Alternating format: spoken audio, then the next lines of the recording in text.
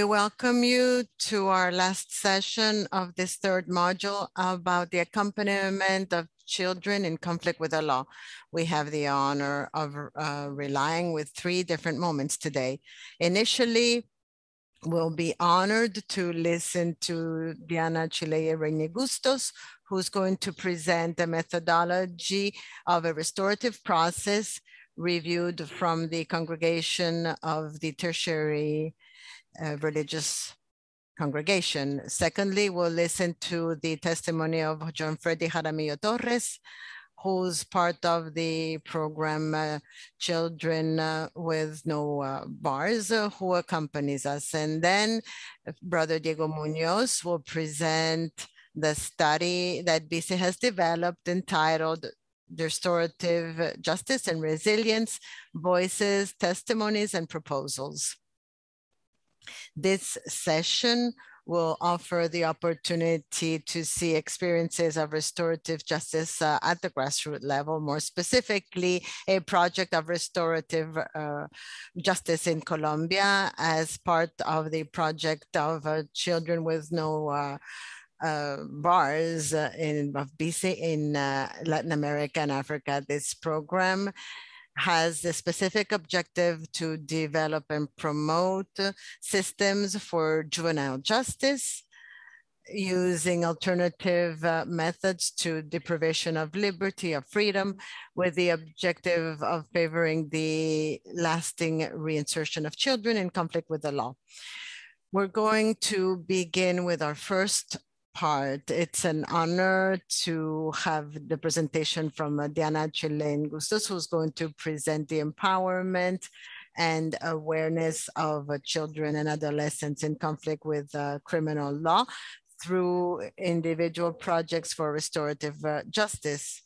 Diana has a title in educational pedagogy, and she has studied human rights and juvenile justice.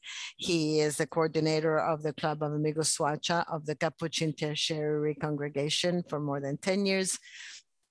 And she has the coordinator of the program of Children with No Bars for more than 3 years.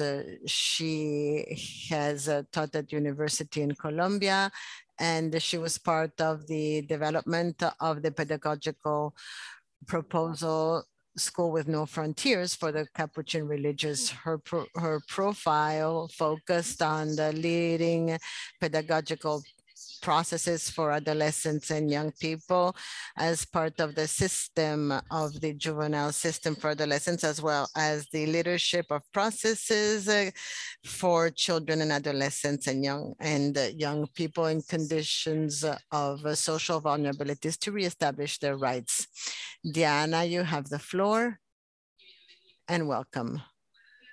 Good morning, Camila. Good morning, everyone. It is a pleasure to be in this academic framework for the professional formation that we are organizing with this challenge in this context of life. Thank you to each of you for allowing me to share this beautiful experience that we have been developing with the congregation for several years. Today, I'm going to share this experience of working and the project of justice with each of the adolescents and the young people. However, what is most important in this process is that to become familiar with the steps, the stages, the levels that we have developed in order to build a project for restorative justice. In this process, I want to make an important recommendation before we begin. What is the role that we achieve, we formators, the professionals responsible for accompanying these academic processes? What are the characteristics that we have to enable a project for restorative justice? These are the aspects I want us to keep in mind before I start presenting. I now want to share a sentence by Howard Zehr, a criminologist that I admire very much. He's one of the pioneers in the concept of restorative justice. I'd like to share this sentence. Restorative justice is a process that is aimed at involving, as far as possible, all those who have a stake in a particular offense, and to identify and collectively respond to the damages, needs, and obligations that derive from this offense, with the objective of healing and repairing the damage in the best possible way. This sentence, this reflection, includes what just restorative justice is and what we expect of it. Before continuing in this with this presentation, I want to clarify one thing that we all have to keep in mind, all of us professionals who are part of this restorative justice process, and it is the fact that we cannot call everything we do as restorative justice. We have to clarify what restorative justice is. That is why I presented this sentence at the beginning. And then you'll see as I proceed with my presentation, the program of children with no bars in Colombia to orient the processes and the project for restorative justice benefits is for the benefit of adolescents and young people, as well as their families who have been sanctioned and who were referred by judges and defense attorneys. These children are in between the ages of 14 and 18, and we attend to an average of 700 adolescents and young people referred by those judicial authorities. We attend to them in 5 institutions that are part of Children with No Bars. Within this process, the families are also benefit, since they are the main support network for the teenagers and young people. But we also take into account not just the immediate family circles, also the extended family, or rather the people who are nearby, who represent a strong bond. This resource of the family is one of the main factors for the regeneration. Also, the community benefits from this. The community, the internal community that is part of the institution, as well as the external community. These are scenarios for preparation and development of a life project outside of illegality, and which we hope that, and through which we hope that adolescents will be reintegrated to society and the community with safe tools. As I was saying, not everything we do can be called restorative justice. That is why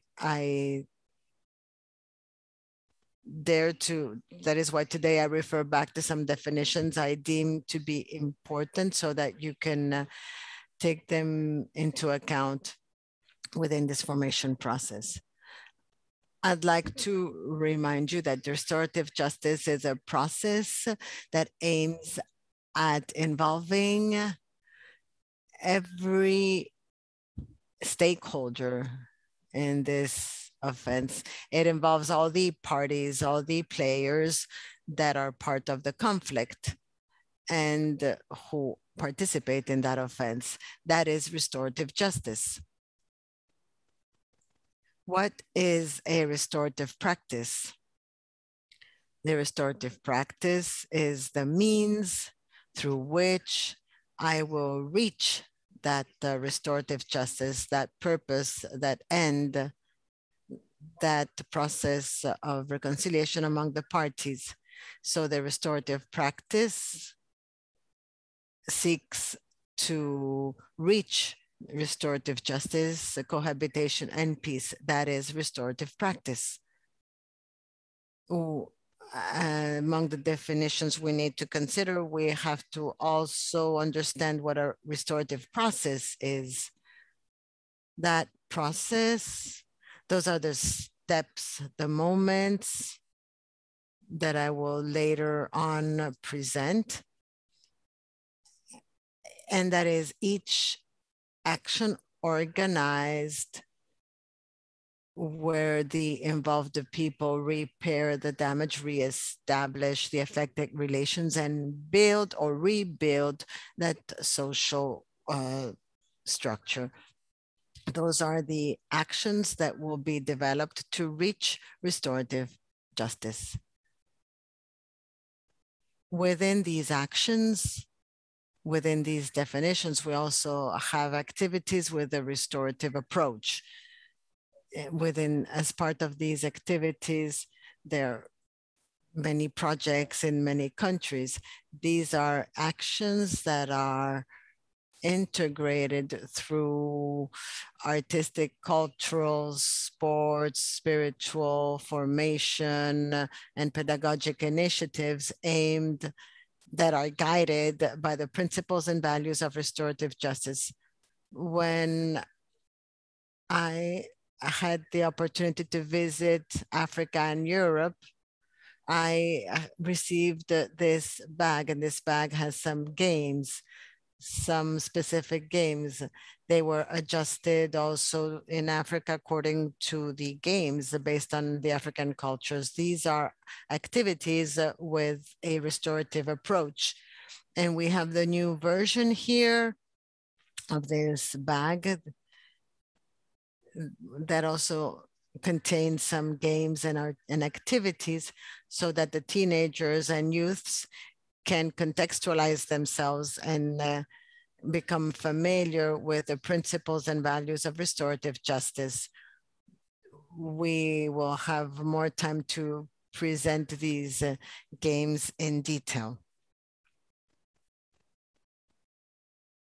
We also have reparation actions. These are activities, concrete actions that can be identified, allowing to project, build and develop actions that are addressed to the offender with the support of a facilitator. This is at the grassroots level, psychologists, educators, they do some work with the offender, with the perpetrator. These are reparation actions. Then we also speak of a restorative space. Those are the spaces, physical spaces that rely on appropriate conditions of privacy, environment, and safety in order to develop those activities, those actions, or the restorative meetings. In our institutions, we rely on a restorative meeting hall, a classroom, and we develop some situations there, some everyday situations. It's a nice space that is very mystical, where we develop our restorative process. Another concept that is important that has to be experienced on a daily basis is the restorative culture. That is, this culture relates to the territory where the principles and values of restorative justice are applied. the things that I have to experience on a day-to-day basis, which are part of my language, my intervention, and the opportunity I have to approach the young people, the activities developed for a individual, group, or contextual interventions.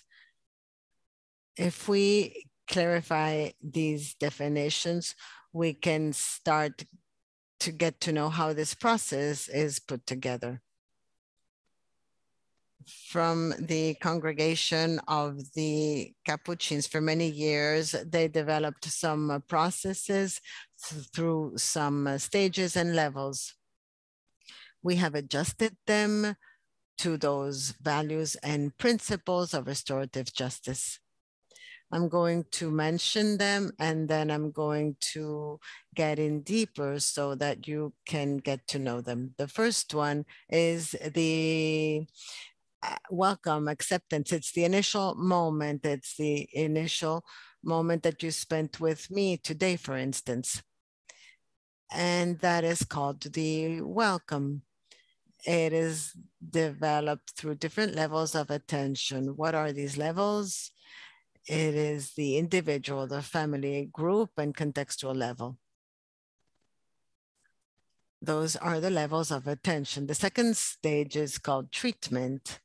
And those stages have internal levels, the channeling as I'm preparing the process and I start to launch it through a process, then the strengthening, it is the process of empowerment to the process of self-knowledge, responsibility,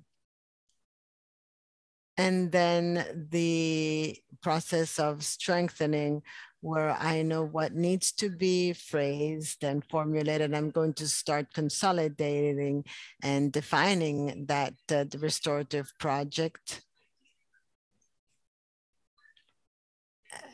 through the individual, family, group, and contextual levels. Lastly, the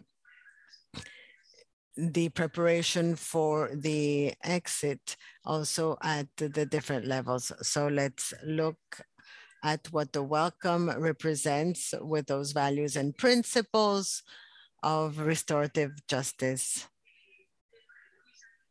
You see that Luis Amigon, this image represents that first moment of welcome, the arrival, when we are welcomed with criteria of mercy and love to welcome all the children or adolescents who arrive. This process relates to an empathetic reception, the empathy that I generate initially, a calm and warm empathy. It is warm, respectful, and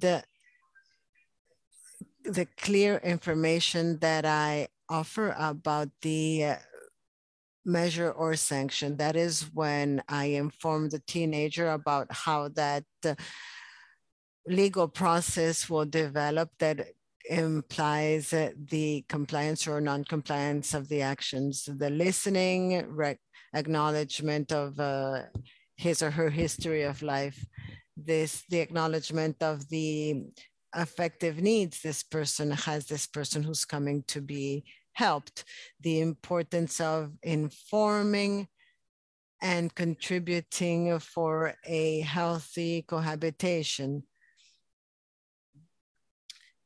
It is a document that was put together with the young and their family. Then through that process, we have to recognize the adolescent and the young person as a subject of rights with needs, with also a capability to manage. We establish activities of prevention. And during that process of welcome, we begin a process of formation in citizenship competence to be a subject of rights. Then during the stage of treatment, channeling, and strengthening, we apply some concrete actions that grow stronger as they are applied. Here we work with the entire process. At this time, we promote the care for him as a person, but also the care that he has to have toward the other. At a different time, we also seek to recognize the effect that the victim has experienced, to be able to promote his participation in restorative practices when possible. Because at different times, we do not have access. During that process, we also seek to recognize the social structure network. What are the tools or resources that exist from an academic, health level, from the perspective of a professional formation, the opportunity he may have to participate in cultural, sports, or artistic organizations. So it is the recognition of the social network, the map of networks. It's about identifying the management capability of each young person and his potential to strengthen that project of restorative project of life. During this process, we work with all the resources he may have with his family to strengthen the resilience and the personal development, which may favor his restorative project. Resilience is one of the most important resources and one of the essential elements in this process. The teenagers and young people participate in different cultural activities. In the case of children with no bars, these are seeking to develop skills. We have recreational meetings where teenagers and young people participate in different activities. We have sports meetings, sports activities, and different activities for adolescents and young people to interact. And these activities are developed based on the values and principles of restorative justice. During the entire process, the teenagers and young people continue strengthening their citizens' skills. Then during that process, we come to the preparation of the adolescent or young person we prepare him for his exit. It's an opportunity that we have been seeking during the whole treatment. We try to look for the closeness. We try to analyze the relationship with the community and the people, and we seek to strengthen and recognize the people who represent a support network for him in the family and in the community. We organize the options then that teenagers and young people may have for that participation they may develop from a social or community perspective. We rely on the work, the support for the community, and that allows a social participation of teenagers and young people. But they also have the possibility to be trained in those institutions, and the tools can also be tools that will allow them to be reintegrated into society through a working bond. For example, we are developing a project for entrepreneurs, and they learn how to establish bakeries, and perhaps through the bakery shop they can create bonds and feel as active players in society. Throughout the project, we guide these adolescents and young people to where they want to go. What do they expect of their future? We do a project of professional orientation and preparation, and we accompany them through the management of the opportunities for alternatives, training alternatives. They look through organizations that who are connected to us. They try to determine where they want to be headed, business management, astronomy, languages. They try to identify their interest, their training interest. Each of those activities are aimed at a project for independence, so they may have options as they are reintegrated to the community. And this process of independence, these tools favor the reinsertion into the community. Through this, we seek the options to articulate in the environment, and through these processes, they participate to the community. These actions are aimed at the proper use of free time, actions to acquire money in a healthy manner through work, to identify with that social life for players in that life, to be part of that society. And it's about constantly strengthening formation for citizenship. I'd like to share a video to change the pace, a video about a project that was developed in Colombia that was presented through the processes.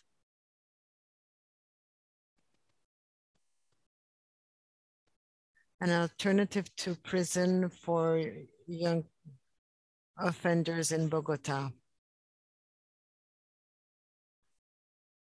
They live in Soacha, one of the most precarious and dangerous neighborhoods in the capital of Colombia. This is my room. I eat with my mother. They're in simple and peaceful families, but it was not always like that. My husband left us with no home on the street. In addition, having an offender, a criminal son, judged by everybody in the neighborhood. No mother wants to see her son locked up or on the street. I spent my life on the street, just wandering with the groups of criminals. I was arrested for drug trafficking. The judge offered a choice, go to the club or go to prison. I went to the club where I served for about 4 years, my sentence. This is the club. This is a specialized center where 70 adolescents serve their sentence, but not in prison. I'm a young adolescent. Our philosophy, I'm a young adolescent full of talents.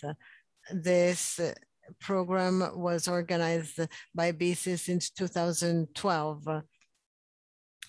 And it is applied, it is guided by lay people and Capuchin churches.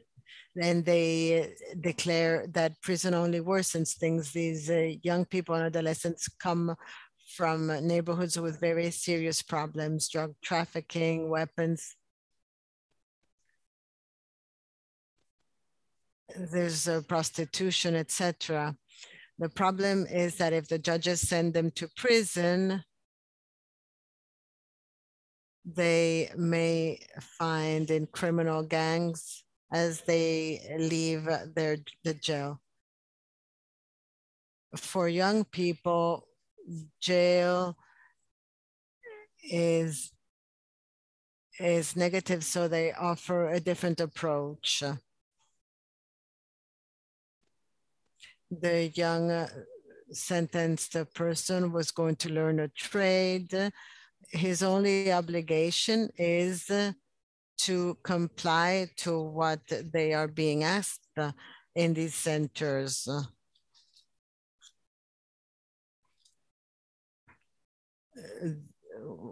What needs to be understood is that for the young person needs to reconcile himself with himself and with society. Another path has to open up. Juan Jose, age 15, was sentenced to 12 months in prison.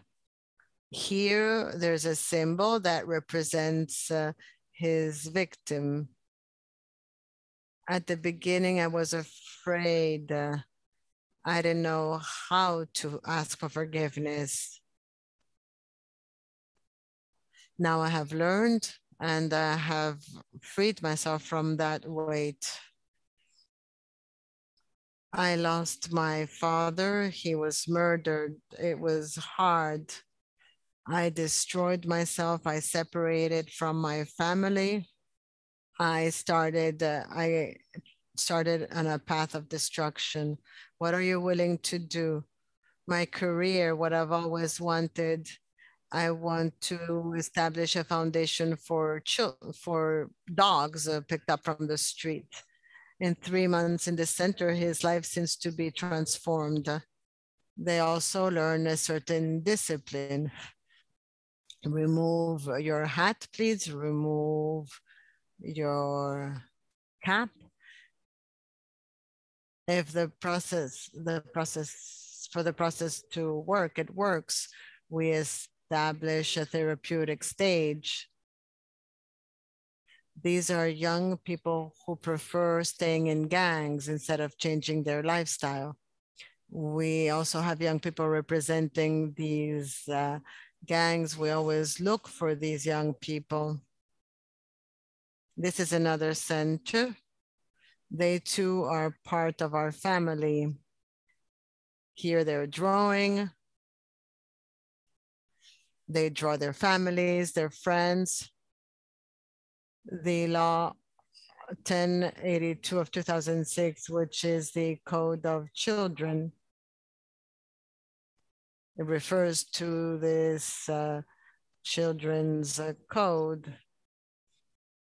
It is essential for the process. We offer a professional service in these centers based on this law that inspired the project. If there's a family accompaniment, the young person needs to be accompanied by his family. It is even more important because most of the families are single parent families.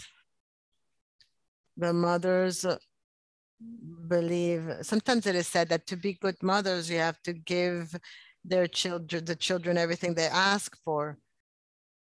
I have to know where he is, who he is with, and what he's doing. Far from the results published by Reparative Justice, the number information, the statistics we have from the results of restorative justice suggest that there's a major lack. We hope that one day we can reach an ideal situation.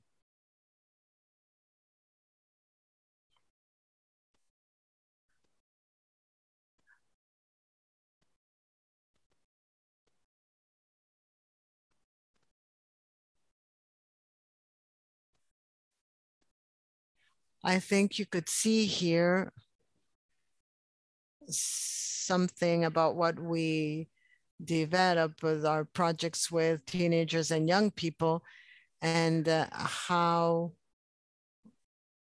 this process is perceived in families and with adolescents. What I presented is a result of this work that is done by stages, but that process that I develop or that we develop in institutions by stages and levels also include some steps. And these steps lead us to put together this restorative process. And you realize how there's a thread that leads us to this restorative process. So stages and levels, and now the steps. Perhaps those steps regard a process of awareness. The steps I'm going to mention is when we directly go toward a restorative encounter. We go straight to that restorative encounter. It's the restorative activity. We must rely on three fundamental elements. First, awareness. We have to raise the awareness in young people. Secondly, training and preparation. Third, encounter and follow-up. We're going to see the space that there is between the victim and each player that is involved. And then there's follow-up, the follow-up that I need to do with this process. Let us recall that the actors in this restorative processes include the facilitator, that's us, specialized professionals, and at the same time, we are mediators in these conflict situations. We enable communication among the parties, the victim, but among the victim, the offender, and the community. These are part of the restorative practices. What is awareness raising? That is when we must motivate and raise awareness in the teenager so he may take up his responsibility in the face of that offense in order to guarantee a restorative process. If the teenager or young person does not recognize that he is responsible, if he doesn't acknowledge this, it is not appropriate to begin this process. That step is vital. So he acknowledges his responsibility. When this responsibility is taken up, he can identify his position or his place in this conflict. I'm not going to get into details. I'm going to mention the activities you can develop for this awareness raising process. The first one relates to activities and spaces for awareness raising through games, empathy, the relationship. And through this, we begin this process of awareness raising, because initially as a mediator, I come in judging. And in this case, teenagers will not be willing to develop a project because they will feel judged and abused. That is not healthy. So what we do initially is start work to acknowledge their history of life. We carry out activities of role playing. We can play with the roles. We can lead them to put themselves in the other people's shoes to see what would happen if they were the victims. How would they feel, and how would the community look at them through different actions in that role. The symbolic activities, you saw the exercise when Juan Jose was seated with professionals and there was an empty chair. That's a symbolic activity. The empty chair represents the victim who for different reasons cannot be in that space. Every case is different. there's no access to, there may be no access to the victim, so we represent the victim symbolically. There are other activities, other actions that must consider these restorative practices, and they relate to the statements, the language that is expressed, the discourse I use as a mediator. I'm going to give you a quick example. When I take an adolescent and I tell him, Carlos, you have improved in your communication. You are more receptive. You've learned to listen. But I invite you to learn to manage your feelings better as well as your emotions, because when you have rage, you express your words with rage. If you realize I'm not attacking him directly, I'm not telling him to manage his rage better through a resource he has, that is, he's improving, he may start understanding that some aspects need to be improved. As part of that process, it's important for us professionals, all of the professionals, to clearly understand the restorative questions. I'm going to mention a few. Those questions will help us begin to build that restorative process. So what happened? How did it happen? What were you thinking when that happened?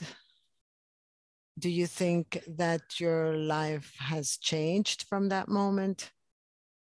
What do you think that the victim's family thinks? These are questions that we can develop and manage during the intervention processes. Another element we must consider is, in these references, is how can we rely on the people who have a bond and through who that bond can favor and energize that restorative process, the mother, the friend, the girlfriend. These are things that must be considered in this process because they are helpful and they give confidence to this offender so he can free himself and see that there are other people who are involved in this process to reach restorative justice. There is an example here. It is some work done by an African tribe through a greeting that has a certain meaning. They manage to represent the symbolic and practical exercises that can be recognized. So through the word sawabona, it's an African greeting which means I respect you. And through the response of the people who say Shikoba, which means I exist for you, through this exercise of that greeting and that response, this is an exercise of reflection. This tribe, when someone is involved in a prejudicial situation for the tribe coexistence, this person is taken to a space,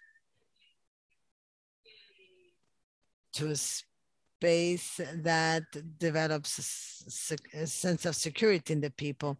And for 2 days, they say to this person all the good that is in him, all the positive things. And through that exercise, they help people remember and recognize that they are confident people, that there's love, there's peace, and there's happiness. But when they make mistakes, there are people who can come to help them during that process of recognition. And during that time, they remember Sawabona and Shikobona. I respect you, I exist for you. I respect you, I value you, you're important to me, I exist for you. So people feel accompanied and they feel that there's someone, when I need help, there's someone there. Because when a person makes a mistake, in some way they're asking for help. And we have to be there, not to judge. The step number 2, in order to build this restorative process, there's a process of training and preparation. The teenager, the young person, has recognized his own interest, acknowledged his own interest in a voluntary process of participation to develop restorative practices where different actors will be involved. People who are interested in this given situation. And in those meetings are attended by the victim and the offender, whether directly or indirectly. And they participate to this process of training and preparation for several days, months, in order to prepare that encounter between the victim and the offender. And that will be a moment to return to society, to be integrated in the family. That will be a clear process of forgiveness and reconciliation. At this point, we can start coordinating a formal restorative practice. And what is important is for each actor to understand his role clearly. Am I a victim? Am I an offender? Am I the mediator? Or am I part of the community? In our program, we have several types of practices. We have the restorative circles, we have workshops or assemblies, and these are spaces where we energize this process every now and then. We have some previous meetings among adolescents and professionals when they engage in a dialogue about the situation through those restorative questions.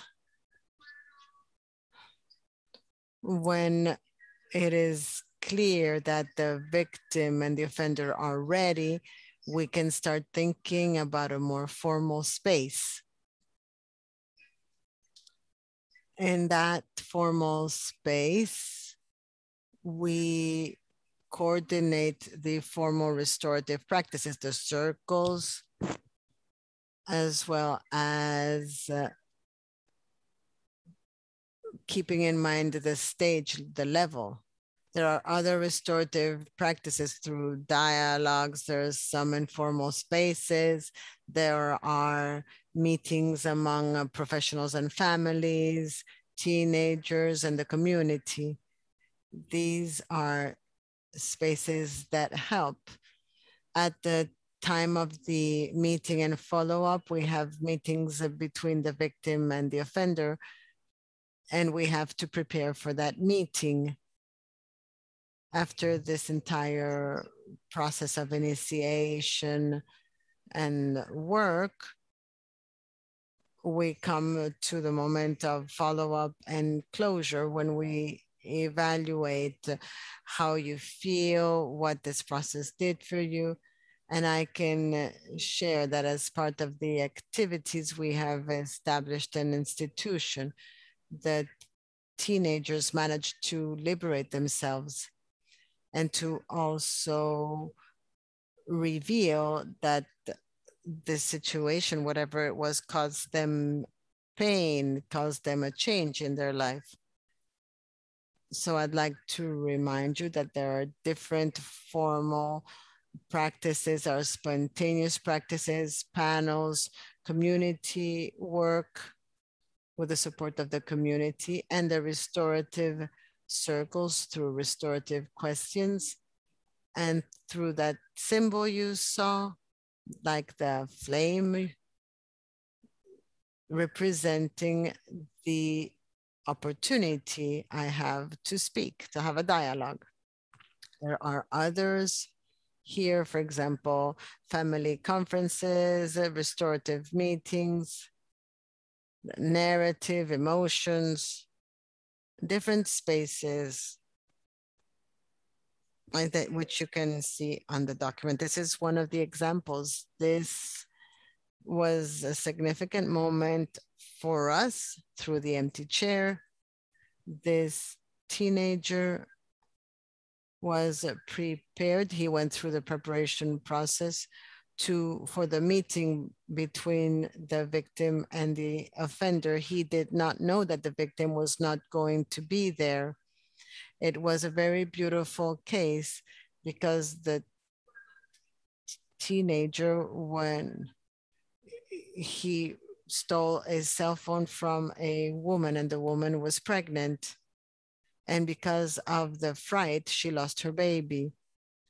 When the time of the hearing came, the teenager found out, and this caused him great pain.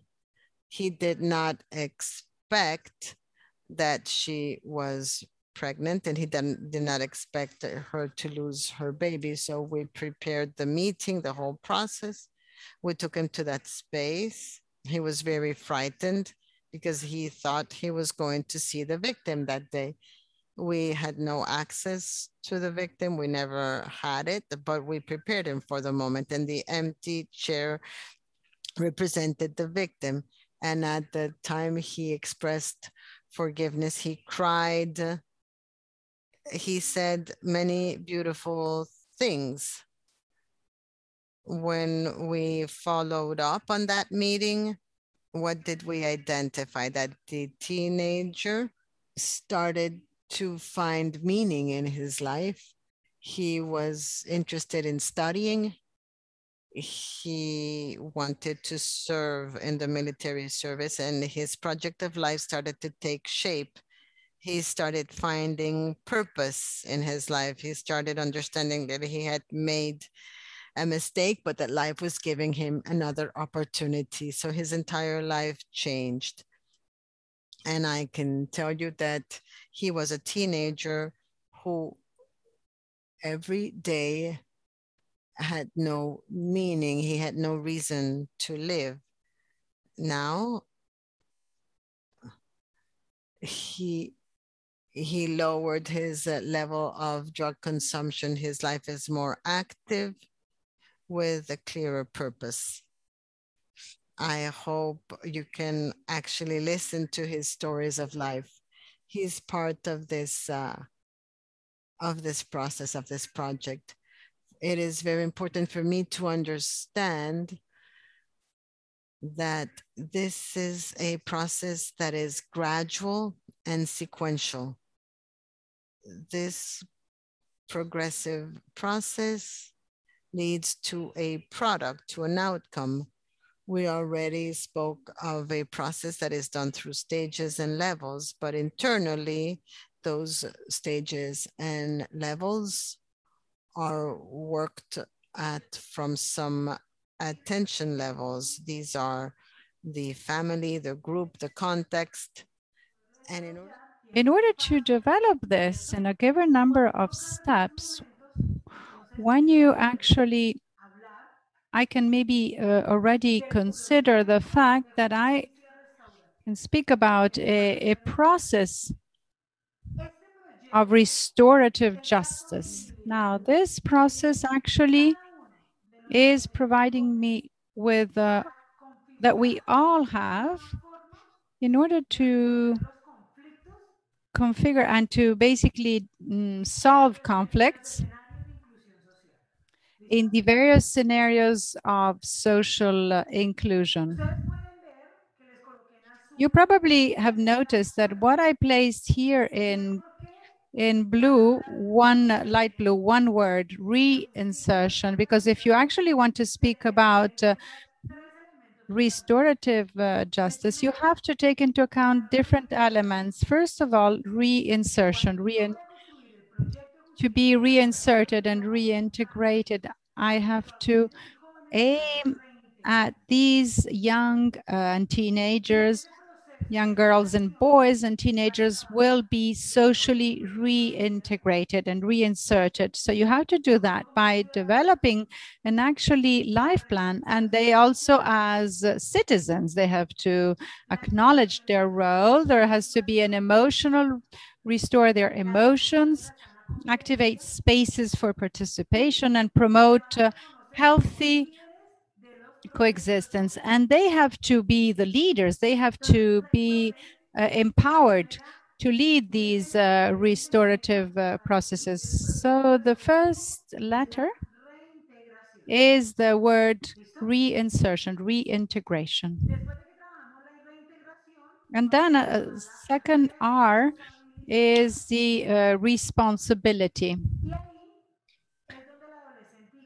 This is where the young or the teenager has to acknowledge and be aware of his or her actions, and the victim has to acknowledge also that there has been a damage. I mean, they have suffered, and they have to acknowledge this kind of suffering.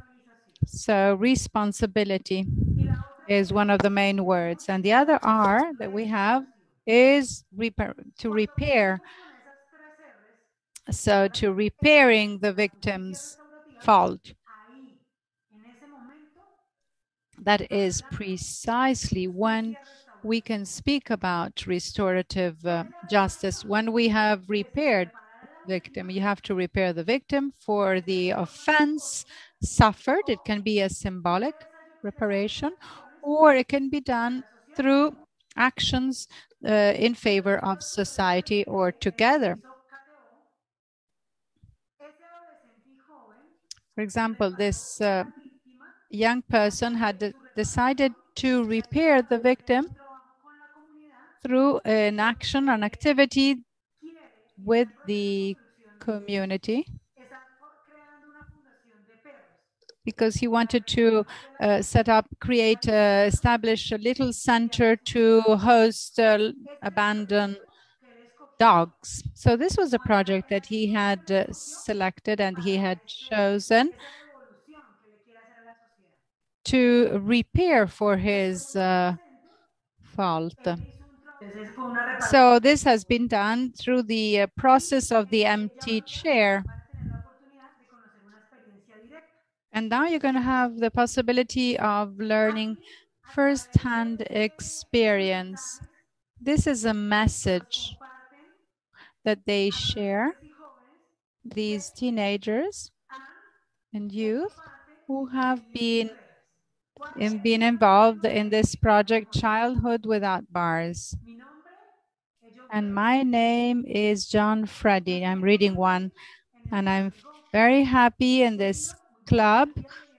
I have been welcomed and guided, and I've learned a lot and progressed a lot in my pedagogical and restorative process. I would like to share with you another message. In Childhood Without Bars, I found my second family, where through their workshops and training processes have served my life, my family, society, and professional life. And I will be able to repair the damage with society through symbolic actions and repairing. So there is a number of these messages that the young and teenagers sent you.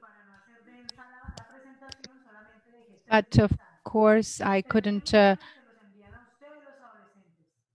basically they're going to send these messages, these storytelling in this international scenario where we have professionals from different countries. And this voice is involving us all in order to actually take into serious account this project where we have the honor, we are really honored to lead them. I would like to share with you also the bibliography so that you can read it, consult it. We have Marshall, Brito, Diana, and Bob Costello. These are some of the references.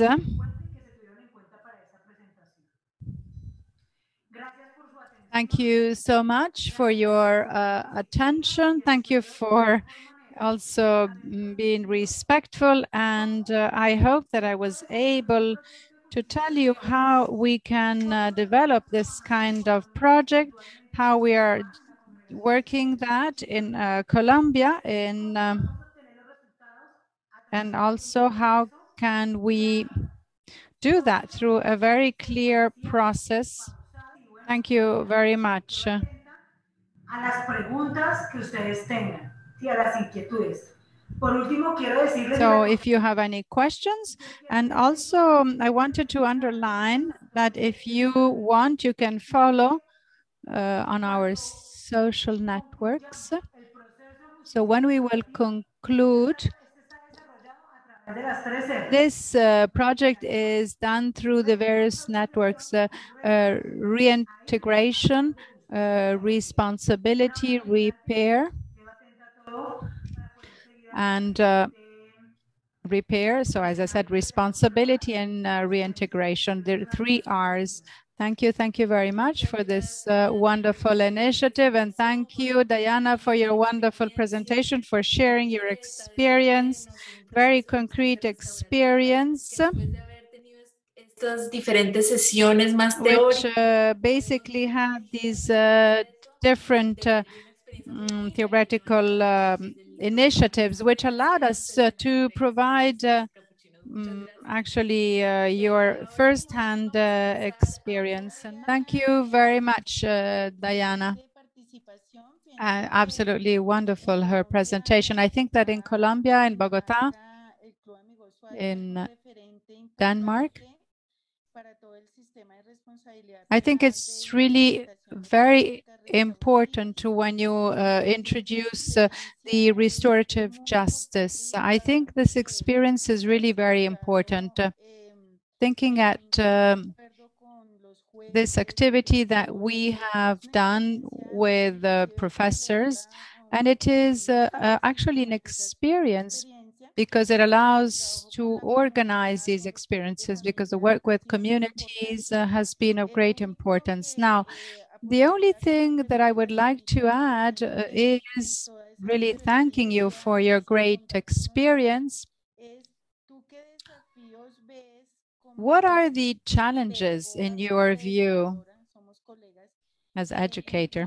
We are as a pedagogist in your work, in your activity, not only with the victims, together with the victims. I think it's an actual challenge, the fact that you work with the family, with the, the victims' families. I know that you have reflected and you have considered this. I think it's not easy. So throughout many years, we always use a different system, which is a punishment system.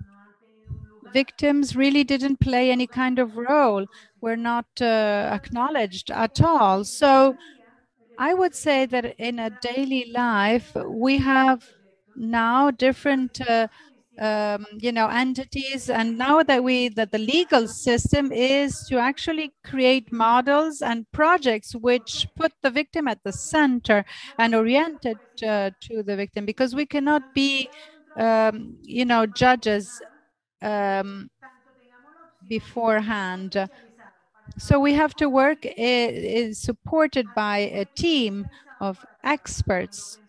So one side we work with the victim, and of course another team works with the offender. And I believe that we need to have a professional one, but it has to be specialized, actually focused on this process, so that you can actually approach the victim and also try to work in parallel. In addition to that, we also have to educate society, because society is a very punitive society. You hurt me, you did something wrong. I want you punished. I want to see you punished. But we also have to educate society. We have to soften our hearts, and we have to remain open to a different approach and a different option, listening and being able to forgive the offender. We had a meeting, and the restorative process with the mother of the victim, because it was a murder. And this process was wonderful, absolutely wonderful, because the woman was able to externalize, saying, even, of course, the son is no longer there because he was had been murdered. This is a challenge. The first challenge is that we have to open our hearts. We have to be able to start forgiving ourselves, as even when we make a mistake as professionals. But we, just like you do when you have, you know, you make a mistake in your family, you ask for forgiveness, and you have to learn to pardon others. And also what is actually important is that we have to understand what is pardon. We have to know what pardon means. Thank you. Thank you very much for this question. I wanted to ask Diana, we are really inspired by her, by what she said. In the RDC, we have a law which foresees you know, works of general interest, but for the time being, it has not yet been enforced. I would say that the example of what your experience in Colombia, was it the young people who, the young offender who decides which is the kind of action to repair for his offense, or is it more the accompanying team and the experts? How is it being done? Thank you very much for your question. Merci beaucoup pour la qualité de la présentation. Thank you very much, first of all, for the quality of your presentation. I must say that at the very beginning of your presentation, you spoke by saying that the teenager is confronted with two choices. One is going behind the bars or going into a specialized center. We in Western Africa, not so much in Mali, we are, the youth do not have this option. There is no specialized center. So for the reinsertion, social reinsertion, they don't have an alternative to prison, to the bars. So what would be the proposal? I mean, what would be the alternative proposal that you would suggest to us when we, in our countries, do not have this specialized center? Thank you very much, Musa. De cómo eligen los jóvenes lo que quieren hacer. So in the first question, the action throughout the process, you try to accompany them and you try to empower them. You try to help them to acknowledge, and they are the ones who are going to provide an answer. So, for example, they say, how would you like to repair the offense and the damage? I would like to give you a very simple example.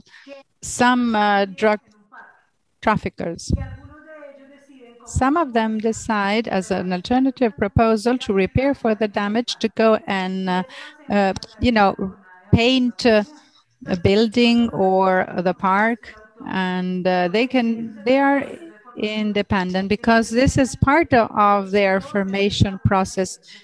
They are the ones who have to be able to do that. So we have to moderate this process. So it's also basically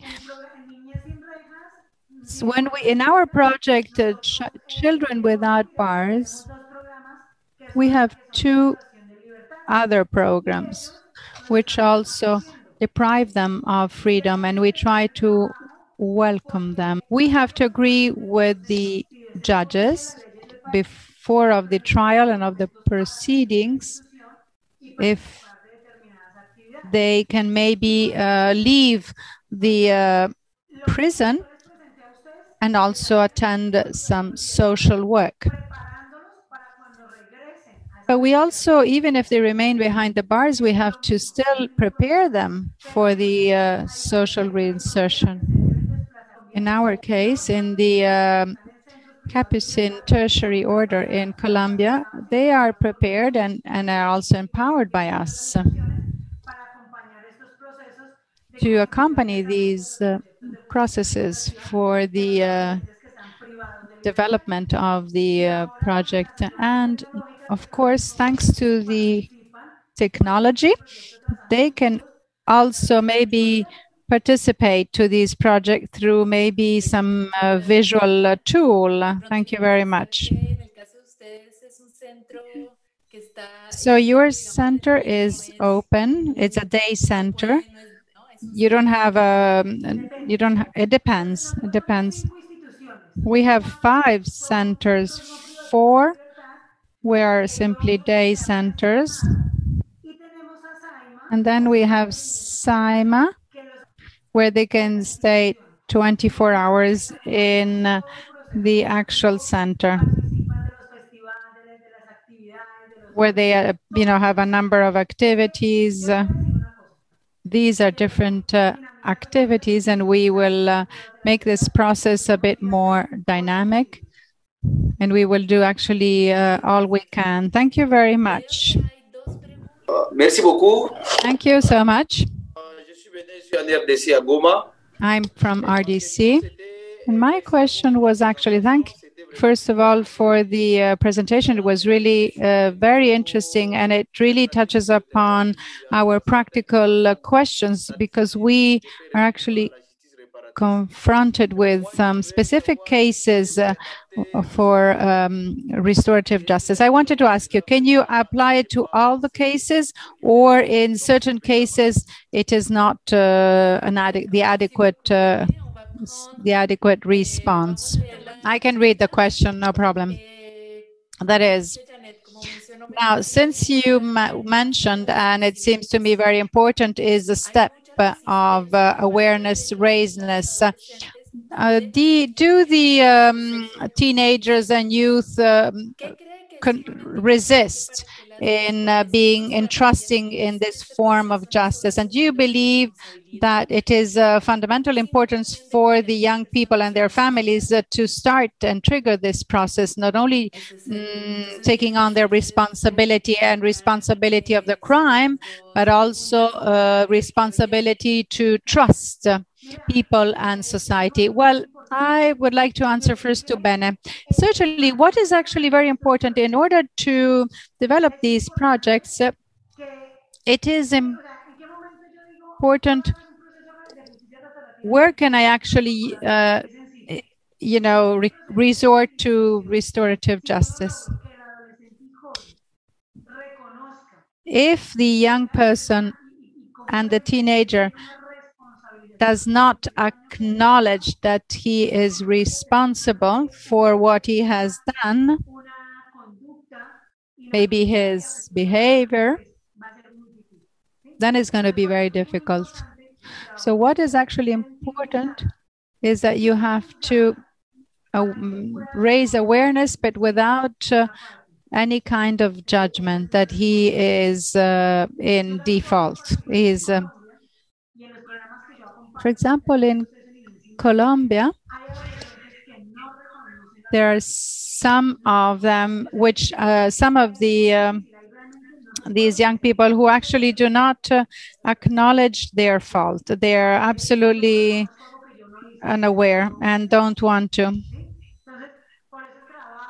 So it's very important to try to accompany the person and maybe simply wait and make sure that he acknowledges the responsibility, but without judging the young person. And as referring to what Janet was asking, it is quite important to develop this, taking into account the fact that this is a process where you can welcome, where you can develop a bond, proximity, give a show of proximity to the young person, and also to encourage self-sufficiency and a certain autonomy.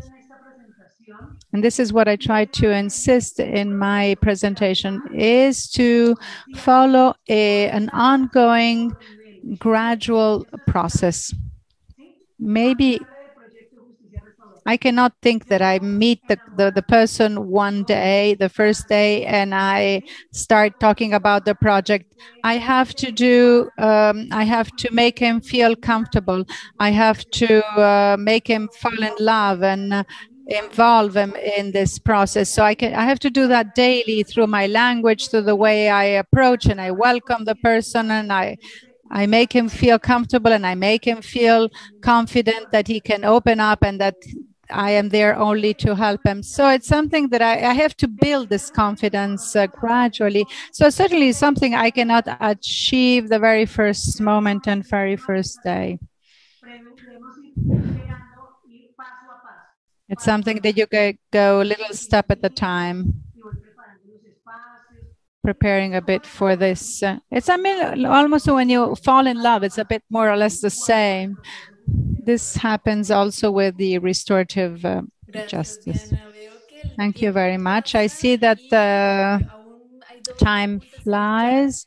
There are 2 more questions in the chat, but maybe we should move on to the testimony of John, and then if there are any other questions, we can maybe take them after this presentation. So now we have the honor of having John Torres.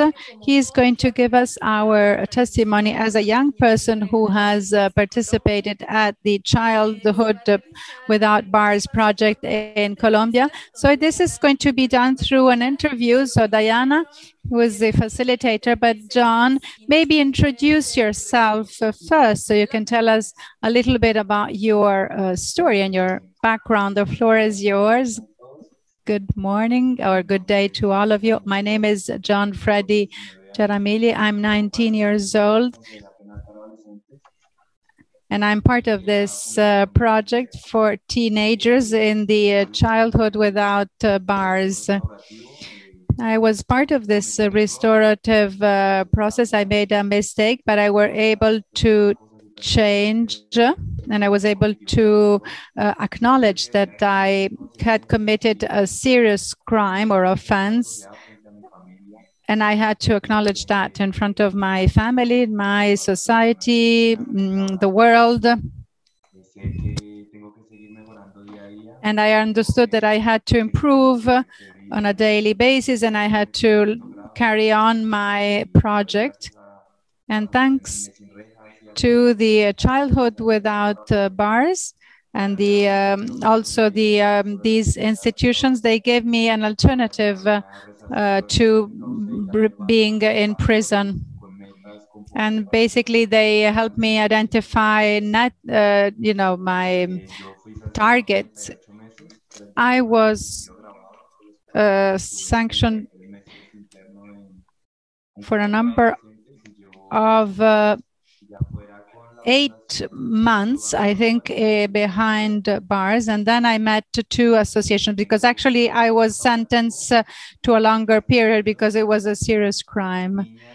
I have a project with our children with broken families. And my idea is to set up a foundation where I can help the young people, allowing them to develop a project, a life project where they can leave, not live in the streets as homeless, but be part of a healthy project. Thank you very much, John, for your words full of hope. And I would like to congratulate for your life project. This is really actually also very encouraging for our project, Childhood Without Bars. Diana, maybe you would like to start with your interview, John. Thank you very much that you basically were confronted with different possibilities and options so that the life project could basically be very bring us a lot of hope that we can we have people from all over the world, from Geneva, from France, from Africa, and other Latin American countries. John, tell us a bit, which is your project of restorative justice, what you yo, pues al encontrarme privada de mi libertad, empecé a entrenar artes marciales y conocí sobre la justicia restaurativa. I learned about restorative justice, and sports was really helped me. It was like a springboard. I was a champion in martial arts. What was my dream to be a good sports person. And I learned about this restorative justice because I understood that I can actually achieve and help other people to improve their lives through sports. Sports is not only physical and healthy well-being, but it provides harmony in your life as a whole. It improves the quality of life. It's a wonderful project, and it really helped me. I am a testimony that sports have changed and modified my life. They really helped me a lot. They also taught me that there's a lot that I can improve. John, can you tell us about this process in which that has been done through different levels and stages, starting with the first, the welcome. I must say that during the first stage, when I was welcomed, I acknowledged my fault, that I had committed a very serious fault and I had to pay for the consequences. I also was somehow denying my rights as a citizen, as a person. Would you like to share a bit more about the different stages? What did you, what did you achieve through this process?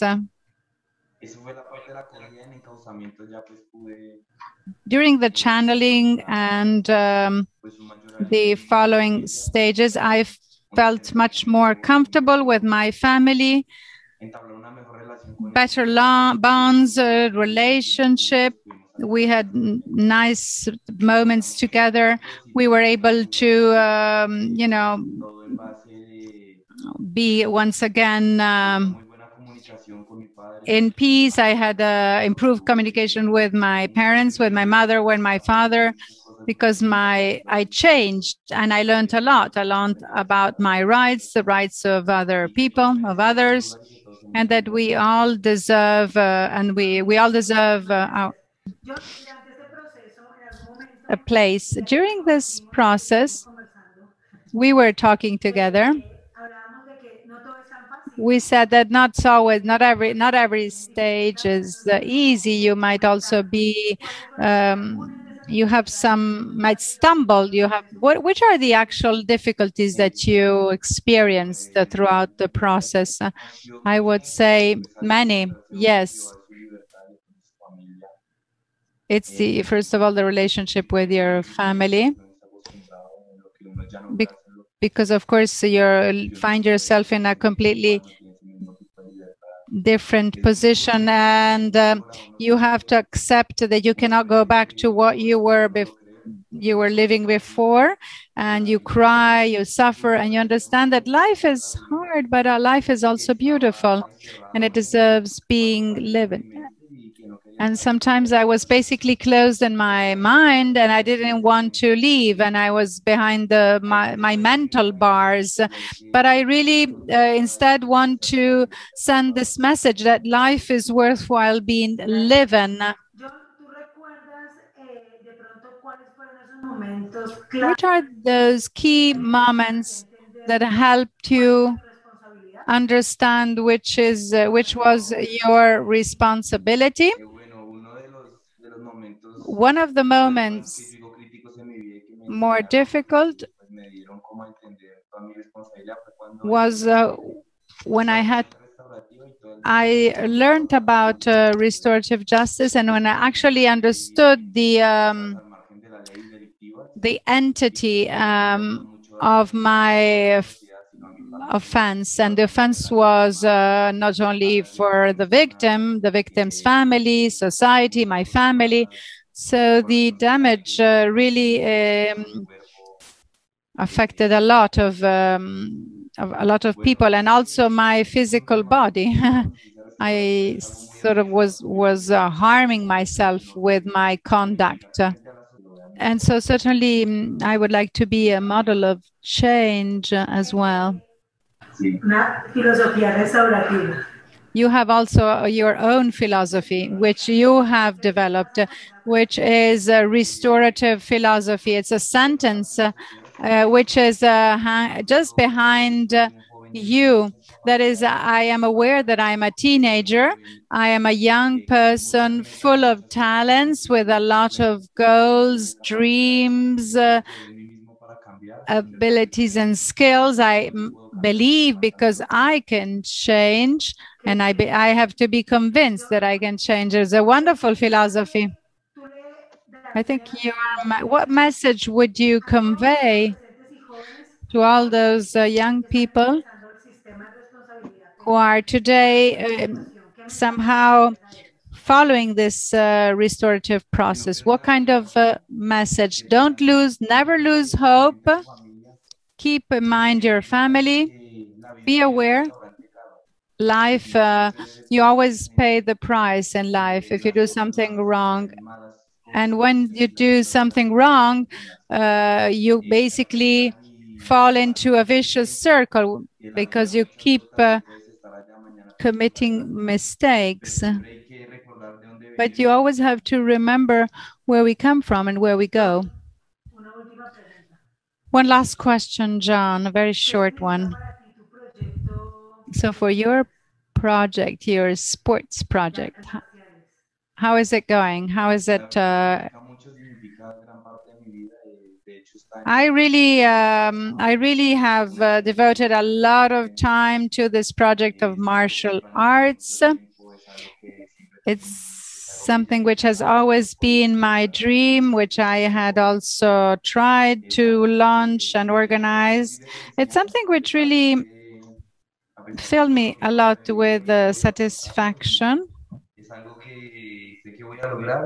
It's something that I hopefully will be able to achieve. John? I would like to share. I would like to show some of the images. Yes, can we?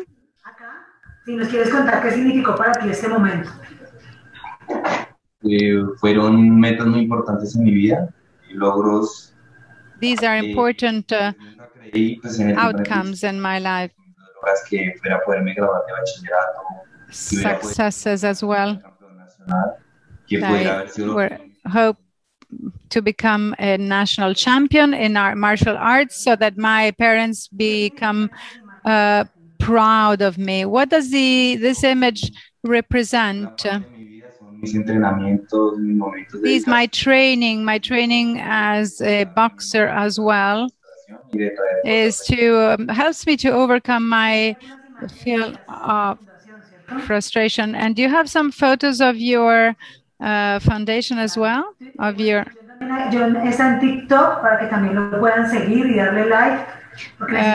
we invite you. We invite you. Be the one to call when I lose control. Muy bien. You can maybe follow him so that you can also maybe add some likes. Los tiempos están cambiando y nosotros también.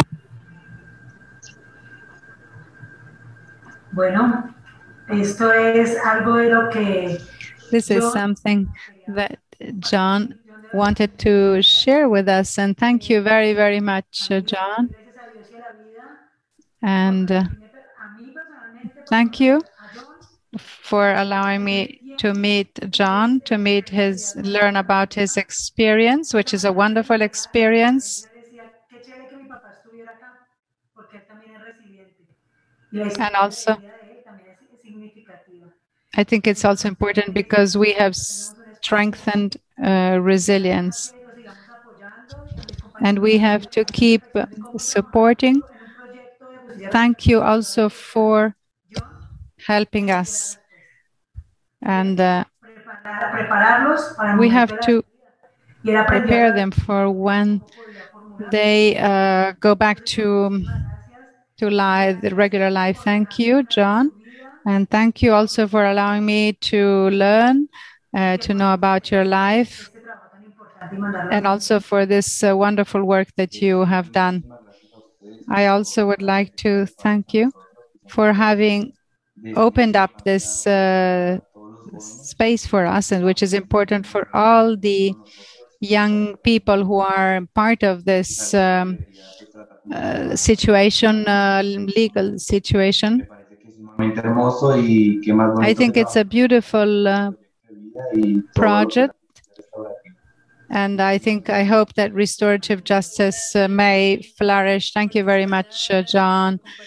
Thank you very much for sharing your experience. And we see that in the chat, a lot of participants from Latin America, Europe, Africa, they're all thanking you sincerely for sharing your valuable experience. They admire your strength, your path, your effort. And you maybe can read in the chat how many comments for having shared your personal story and also your resilience and these wonderful words that you have used in expressing and in telling about your story. Now, entonces vamos retomando. So we're going to resume the third part. So we want to answer to all of the question. So basically,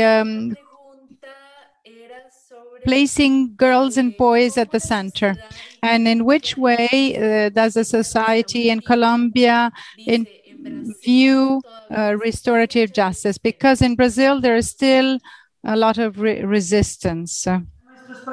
So the young people coming to our program are being sent to us through the judge and also through social workers. So this is the way we do it. And then it depends on a number of things. Maybe it depends on the way they are being dealt with, which can be without, being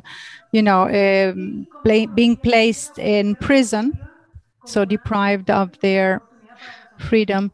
So the restorative justice is also a conflict-solving process, but also in the light of thinking about also the conflict solving through peace. So restorative justice is one of the solutions which we can use as an alternative to the actual prison. For example, we try to explain to judges. It's true that some judges are not really all aware of the actual scope of restorative justice, and we are constantly talking to them and explaining to them. Thank you very much, Diana. So if you don't have other questions, I would like to move on to the third part of the session today. So Diego is going to basically introduce us Restorative Justice and Resilience, which is a book which has been done in prepared together with the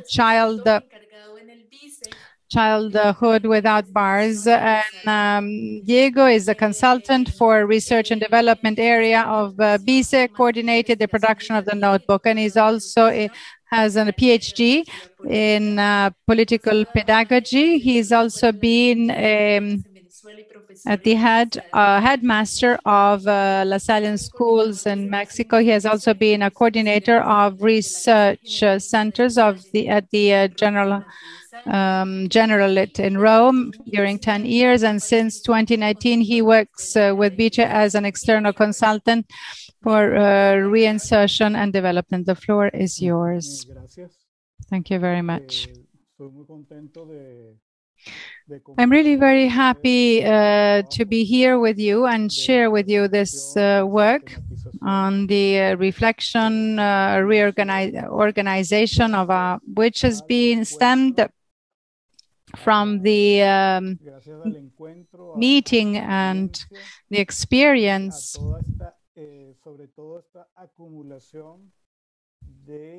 and also gathering so many experiences, ideas, and processes which, as we have seen in the previous case, Diana and also Diana as representative of the Capuchin Tertiary Order in Colombia. She really disclosed and revealed us the beauty of this process, which starts from life. And the notebook we would like to share with you, it follows a little bit along the same lines. That is, to organize and to provide a systematic analysis. As you can notice, in the the front page of the booklet is telling us that there is a path which starts maybe with some shades, some dark colors, and then gradually acquires colors. It's a human itinerary and journey where we have recorded voices, testimonies, and above all, come with proposals. So all of this for us has actually been a very interesting exercise.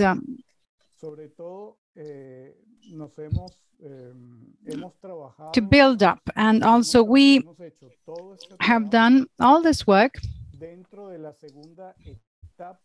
in the second stage of this program, Childhood Without Bars, with the participation of Africa and Latin America associations. For this given reason, in this notebook, in this book, we have started from an experience south-south, from south to south, that is Latin America and Africa together, and in a systematic organization in order to continue opening new ways and learning together. It's a mutual learning. A lot have been the stakeholders, and Diana, Marilor, Eric Memel, who is also attending this course, Professor Bruno van der Maat, who's actually guided us during 2 weeks, What does all of this mean? That we truly have a very rich experience that we can share. Now, what is this booklet about? What is this notebook about? What is the process, its contents?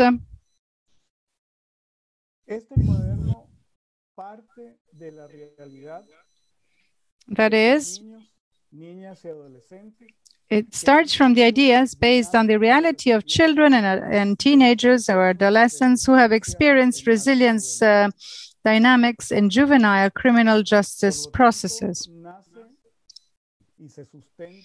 So basically, it stems from an inductive.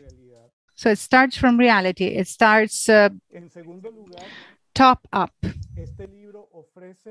or bottom up. And it also offers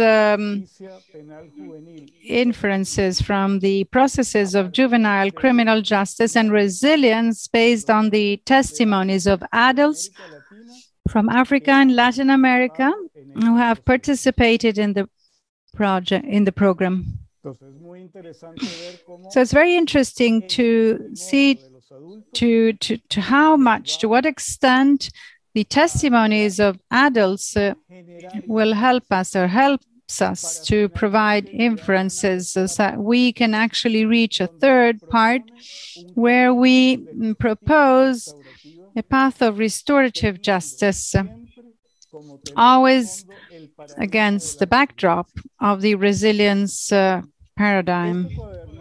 So in the light of this reflection, it wants to actually be a model which can be implemented by the various members of justice in the field. So I would say that the first part of the part one has been basically collecting the voice of children and teenagers. When we speak about life stories, as you have listened in the previous, a young person told us about his story. So basically, we have started from these narrative constructions. These narratives help us to basically create interpretation frameworks and help us to think at symbolic universes, and they basically become pedagogical devices. What does that actually mean? In these stories, what we do is that we actually, there is like a will, a desire of will, a know-how, a set of know-how of subjectivity. So it is very interesting to study these different stories, because as of these stories, we can identify different elements. And how do we do that?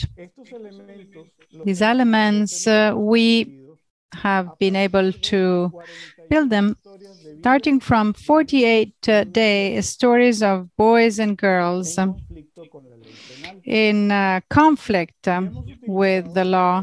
And for that, we have used a program, and the program is this one. What you have on the screen is actually a representation of this program, which helped us to organize the story in paragraphs. And for each paragraph, you have quotes. And out of these ones, codes which in one way or the other somehow provide these inferences. So starting from that, we will start reflecting, understand the reality, and also produce some code. And this code is something that we can organize in a semantic way. And from this mind map, we can actually produce a reflection which allows us to deepen the experience that these young people have lived, and also that they share through their story.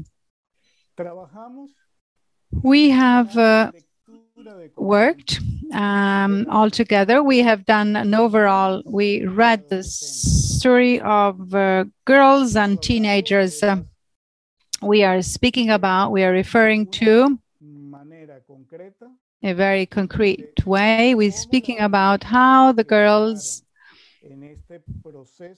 who were involved in this process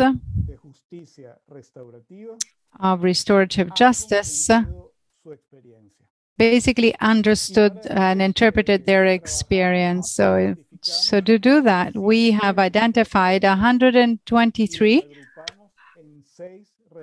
stories, and we organize them in 6 semantic networks. A semantic network is just like a subtitle. So for the girls and adolescents, it is very important, the aspect of which refers to the way they discovered their, feminine dimension. How did they interpret their family environment? How did they approach crime and criminal world, the criminal world? How did they interpret the restorative practices? How do they interpret the support and help? And how did the adults behave? Case of young and adolescents, we also have identified codes, 205 codes, which we have grouped together in 9 semantic networks. So this just to give you an idea, how, if you read it all, how rich it is. We were able to define which was the assessment of the young towards their family setting. What did it mean for them, the set of friends and of crime, and how did they live their internal world as teenagers? What does violence mean, in the hostels and in the streets? What kind of support and what kind of professional accompaniment did they experience? How did they interpret these restorative practices? Which is the role of the mother? And above all, what kind of experiences of survival that the actors have in, third person, did they have with respect to the testimonies in Africa? So all of this contributed in producing questions. And this is a reason why this little notebook is very useful, because a step at a time, it allows us to understand how you can identify some of the key elements. So these key elements and questions on the family, and also the acknowledge of the various spaces and, imprisonment that they have lived. Questions about resilience and restorative practices. So these questions will help us to progress to move on to the second part of the notebook, where we, in part 2, have been including the voice of adults in the first.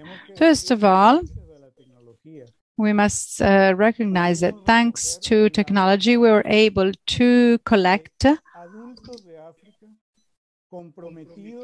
the voice of adults in Africa as, you know, accompanying the project Childhood Without Bars, which is making use of the oral culture, which is a great school of life.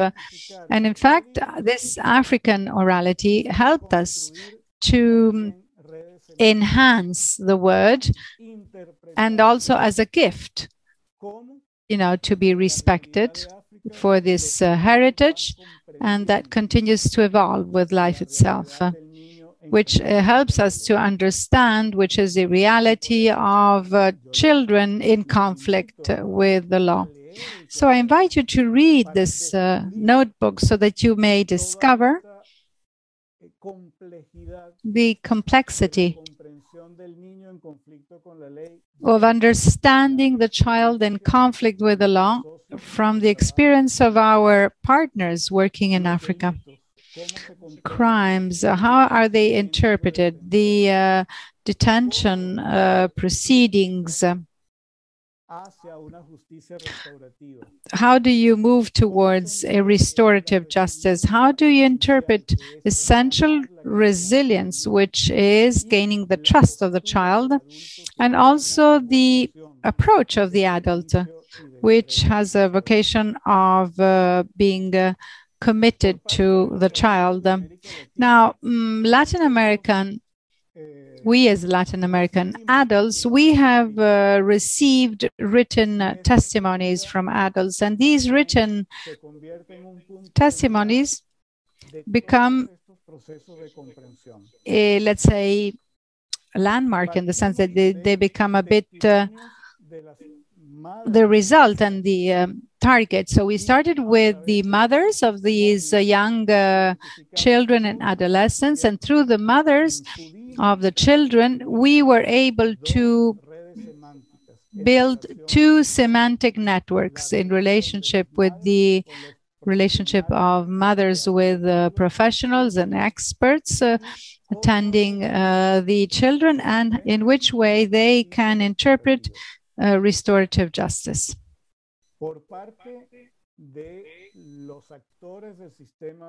Thinking at the actors which are involved in juvenile justice system, it was really extremely rich.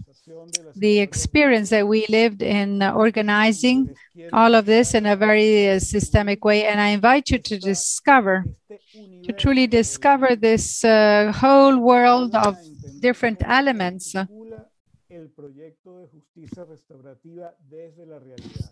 which helps us to understand how you can organize this restorative justice from reality. What Diana presented us earlier is actually the life of this systematic work that we were able to collect in the booklet and in the notebook. Now, thanks to this process, we were able to understand and infer given processes, namely 5 of them, which allowed us to actually move on to part 3 of which is the way in which we interpret and we read these confronted with current models of restorative justice and resilience. I would like to invite you to read, as I said, this booklet so that you can really seize and understand which are the essential elements that we have confirmed. The centrality of the person, of a child in conflict with the law, and understanding the dynamic. Prefer also the example to punishment and opt for resilience as a pedagogical option, and above all, defend the interest, the utmost interest of the child. So this notebook also provides a process of a restorative and resilient process, which divides it in three main stages. The first one refers to alternative measures to deprivation of liberty within an adequate institutional space and with adults willing to follow protocols that favor the presence of protective or resilient factors. The second process, accompaniment processes focused on the development of life skills which are necessary to promote personal and social resilience. And the third aspect, which is the organizing all of the inter and institutional efforts that work in a coordinated manner to integrate the restorative approach in judicial instances so that children and adolescents can be reincorporated in their families and societies as full citizens and subjects. Now, in this notebook, you will have the opportunity of studying the various measures compared to reality and how important it is. And we also have the example of John, so that they may actually find their own special place and, above all, adapt in a positive way to a new lifestyle. In reading the various competences for life, we will certainly be able to take very interesting and important decisions on our role as adults according to our own relationship with young children, boys and girls, and adolescents. Just like Diana was telling us earlier, trying to build processes, have a systematic step. All of this will be of great importance in order to generate a consistent process which can be restorative and resilient. So the conclusion of this booklet includes a number of stages of organization, of development, as well as because what is actually important is that they can be reinserted in society as fully fledged citizens. In this very short presentation, allow me just to say that in the testimony, we have found elements, very interesting elements, such as, and I would like to conclude with the testimony of Flor from Peru, telling us, I always believe that names are important to people. Maybe mine is just starting to take value, to gain value. Now I grow again as a flower in this world, and I am sure that I will paint it in different colors. Flower is my name, and it will have many colors from now on when I will be released. That will be so, and that will be my reality. I would like to stress once again that this notebook as such is a systematic work and which is extremely rich. So I truly invite you to read. In the platform mode, you have the notebook in Spanish, which is the original text, and then you have also an edition in French, and then a translation which is not an official translation in English, to allow you actually read it as a product, as a global, research activity. And thank you very much for the effort in that you will make in accessing the notebook. Thank you very much, Diego, for the presentation. I think it's going to be really very helpful, very useful. So once again, we truly invite you to download it in the Moodle platform. And simply just to comment what Diego, yes, if you have a question, it seemed to me a wonderful idea, and all the method as well, the methodology, the way it has been presented. First of all, to collect the experience of the young, and the proposal, that is to find different ways together with adults willing to follow protocols promoting resilience. I felt very motivated in reading it. More than questions, I just want to read it. I'm very eager to read it, and then maybe I will make comments a bit later. But as you are a very rigorous and systematic work, how can you say the way in selecting the testimonies and organizing all of the documents? So we probably have to learn a lot also in the way that you approach that. I wonder how useful it could be with the testimonies that we have in our, centers, counseling centers. So it has been very, very enriching, wonderful initiative, and also the idea of doing that with people, with peoples, which might seem to be very different, but which instead this is not the case. I'm thinking about Africa and Latin America. So congratulate BICE and congratulate Diego, because it's very, very enriching. I'm going to read it rapidly. I'm going to plunge into it. I would like to thank Diego for this work, very rigorous work. I remember the first meeting that we had when we were thinking about this product, and it wasn't easy.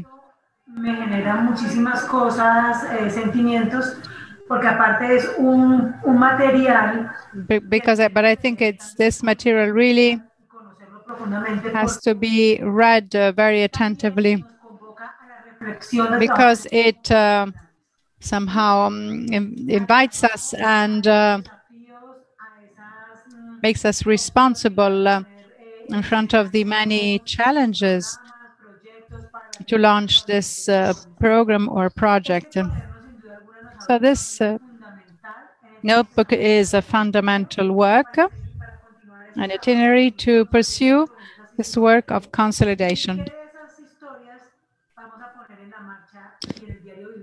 And all these stories also will be very useful. So thank you very much.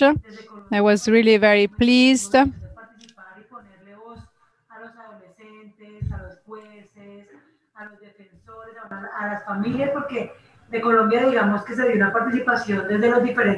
I must say that really this shows that there is such a broad participation, and it's something which has been important, because it draws the attention on a number of elements that the document is able to present.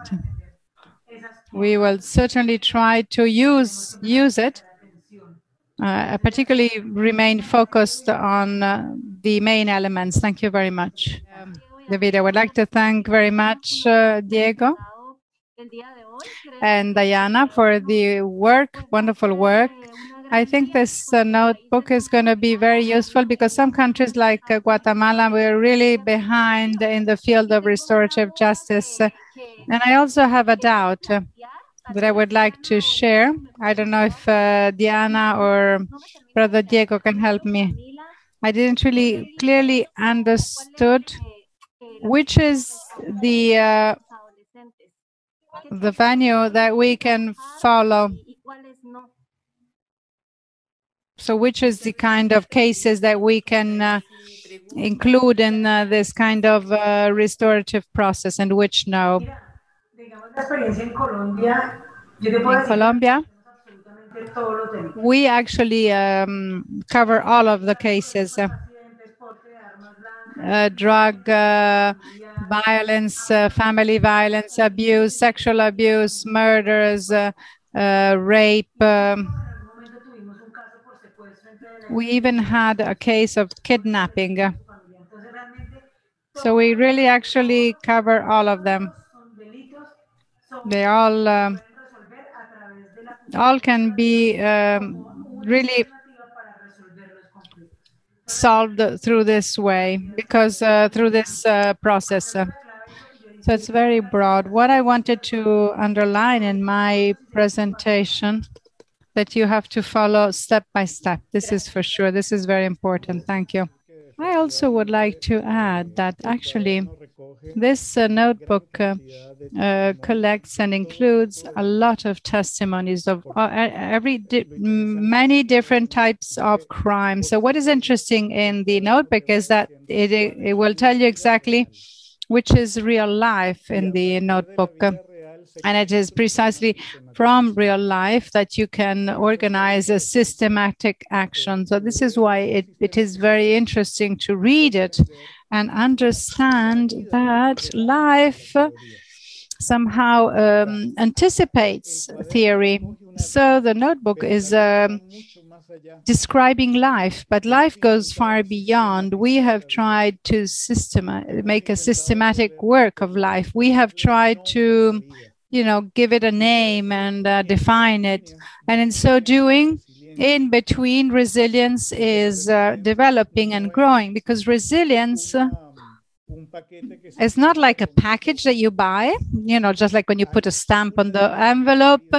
You have a dynamic in life which grows, and this is thanks to the presence of adults who believe in this process and together act to put this process in action, and also to believe that children and teenagers are able to. And this is why one must respect their rights, understand that they are actually able, and so this does produce resilience. Sorry. Sí, ante todo, muy buenos días. First of all, hello. I would like to underline two fundamental elements. The first has to do with experience. This notebook represents a complete change, paradigm change, and I would like to really thank you very much. It's difficult to produce a systematic work, and I think that we are accompanying our young, and it's not easy to, produce a theory. And I think that thanks to Diego, he has really been able to produce a theoretical approach and an exercise, which really is not easy. So this is the first thing that I wanted to say, which somehow make us understand that it's a theoretical one, and it's also beautiful.